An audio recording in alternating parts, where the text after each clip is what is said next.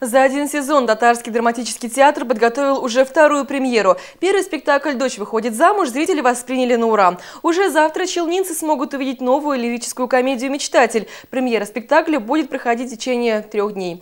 Какие еще новогодние подарки приготовили артисты театра для зрителей, узнала наша съемочная группа.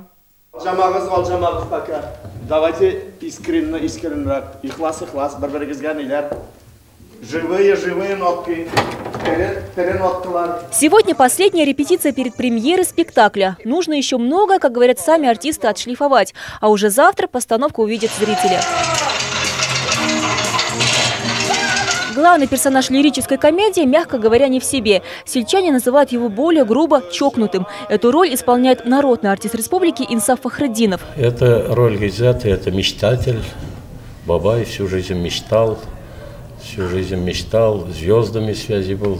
Телескоп делает, самолет делает, чтобы попасть на это самое, звезд больше видеть. Но как сказать, очень интересная роль у меня.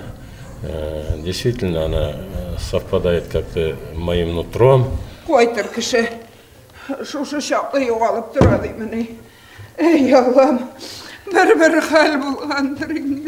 Этой постановкой артисты театра решили убить сразу 2 зайцев, обновить репертуар и поздравить актрису Ильсию Гайнетдинову с юбилеем. 27 декабря она отмечает день рождения. Правда, ее возраст держит пока в секрете. В этом спектакле она играет одну из главных героинь, жену Гизата Шарифу, такую интересную бабушку, очень смешную.